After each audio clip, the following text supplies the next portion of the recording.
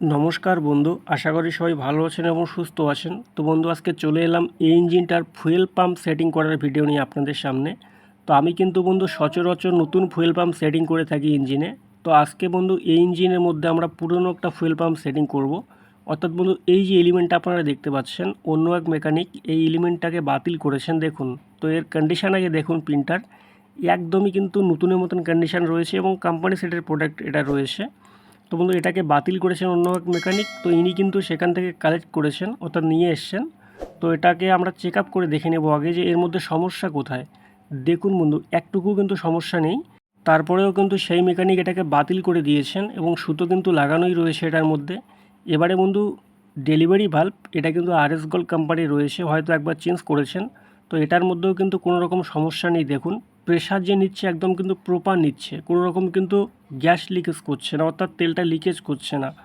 Actually বন্ধু উনি কিন্তু কী জন্য যে চেঞ্জ করেছেন জানি না, হয়তো ভালো দেখেও চেঞ্জ করে দিয়েছেন নিজের রেপুটেশন বাড়ানোর জন্য, যে 2 দিন পরে সমস্যা আসবে এই জন্য হয়তো চেঞ্জ করেছেন। কিন্তু কোম্পানি সেটের প্রোডাক্ট এটা কিন্তু তাগড়া রয়েছে।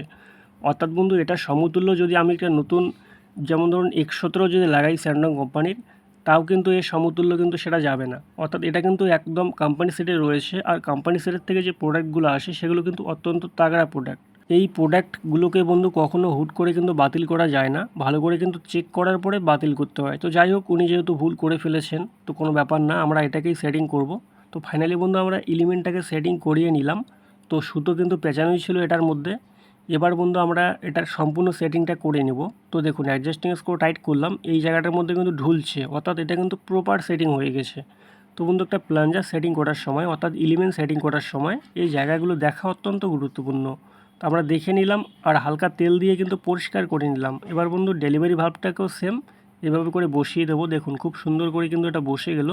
এরপরে বন্ধু আমরা ডেলিভারি হোল্ডার ক্যাপ এবং স্প্রিং লাগিয়ে দিয়ে এটাকে সম্পূর্ণ টাইট করিয়ে দেবো। যতদূর পর্যন্ত হাত দিয়ে টাইট করা যায় বন্ধু ততদূর করব। তারপরে কিন্তু বডির মধ্যে সেট করার পরে এটাকে সম্পূর্ণ টাইট করিয়ে দেবো। তো ফার্স্ট বন্ধু একটু রেস্ট দিয়ে আগে টাইট করিয়ে নিই, তাতে করে সেটিংটা আমাদের ভালো হবে। তা না হলে আবার যদি এখানে সম্পূর্ণ লুজ থেকে যায় তো বডির মধ্যে অনেক সময় টাইল সেটিং হওয়ার একটা সম্ভাবনা থাকে। তো ফাইনালি বন্ধু আমরা বোল্টটাকে টাইট করিয়ে নিলাম।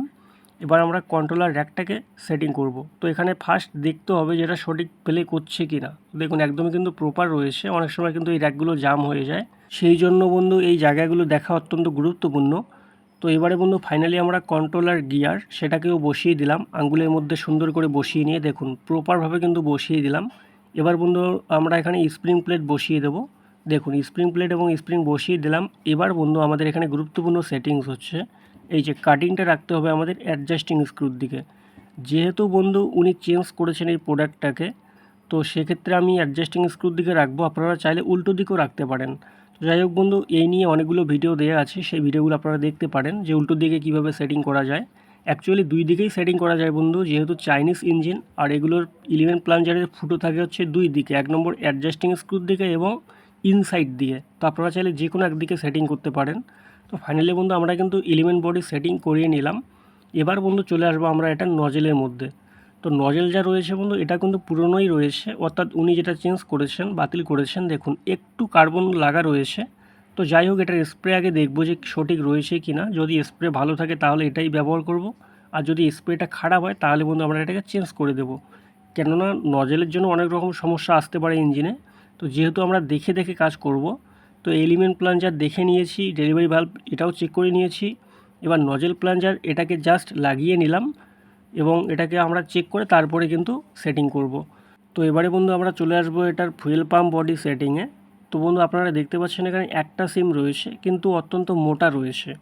তো বেসিকলি বন্ধু এই ইঞ্জিনটার ফুয়েল টাইমিংয়ের মধ্যে কিন্তু কোনো রকম সমস্যা নেই, কেননা এর আগের বার যখন আমি ইঞ্জিনটা রিপেয়ার করেছিলাম তখন ফুয়েল টাইমিংয়ের প্রবলেম ছিল, সেই সময় কিন্তু আমি এটাকে সুন্দর করে রিপেয়ার করেছি। তো আগে কিন্তু 2টা দেওয়া ছিল, সেখান থেকে একটা রিমুভ করে দিয়েছি আমি।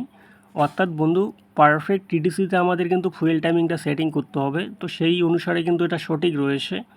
আর এবারে বন্ধু গভর্নর র্যাকটা আমরা একটু বাঁধবো, কেননা এর আগে কিন্তু স্যান্ডং কোম্পানির দেওয়া ছিল, আর যেটা আমি সেটিং করলাম সেটা কিন্তু রয়েছে কোম্পানি সেটের।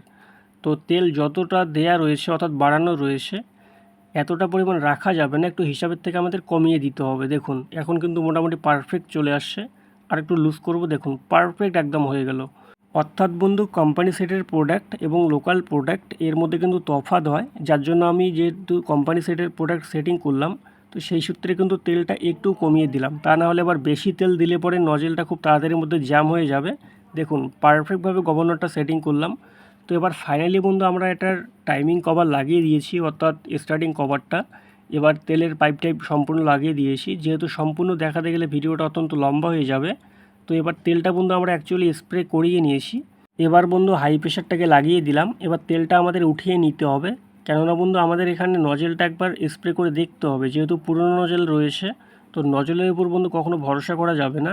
তো এটার স্প্রে দেখার পরে কিন্তু গ্যারান্টি দিতে হবে, তা না হলে আবার প্রবলেম হবে। তো ফাইনালি বন্ধু তেলটা কিন্তু উঠে আসছে। এবার নজেলটা আমরা সেটিং করলাম এখানে, অর্থাৎ নজেল বডিটাকে। তো এটাকে আমরা সম্পূর্ণ টাইট করিয়ে দেবো। তো এবারে বন্ধু আমরা নজেলটাকে অ্যাডজাস্টিং করব। সাউন্ডটা একবার শুনুন।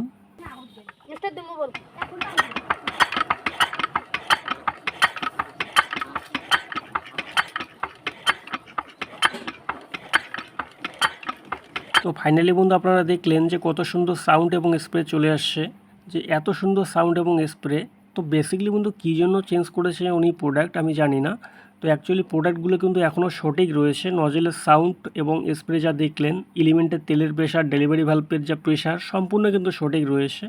তারপরেও কিন্তু হুট করে চেঞ্জ করে দিয়েছেন।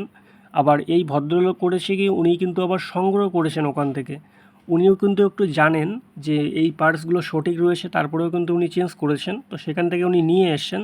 তো যাই হোক, এটা কাজে লেগে যাবে বন্ধু। তো এই প্রোডাক্টগুলোই কিন্তু আবার 2 বছর চলে যাবে। তো বেসিক্যালি বন্ধু আমি আপনাদের সাজেস্ট করব যে কোনো স্পেয়ার পার্টস বা প্রোডাক্ট যখন চেঞ্জ করবেন, বারবার করে চেক করে দেখে নেবেন যে কতটা সঠিক আর কতটা বেঠিক রয়েছে। তো হুবহু করে এইভাবে চেঞ্জ করে দেবেন না বন্ধু, কেননা কোম্পানি সেটে যেটা হয় অত্যন্ত তাগড়া প্রোডাক্ট হয়। এই প্রোডাক্টগুলো কিন্তু হুট করে বাতিল করা যায় না। সবার প্রথমে কিন্তু খুব সুন্দর করে চেক করে দেখে নিতে হয় যে কোথাও প্রবলেম আছে নাকি। তো বন্ধু আমাদের ইঞ্জিনের কমপ্লিট সেটিং কিন্তু অলরেডি করা হয়ে গেল। তো এখন জাস্ট আমরা এয়ার ক্লিনার লাগিয়ে দেব।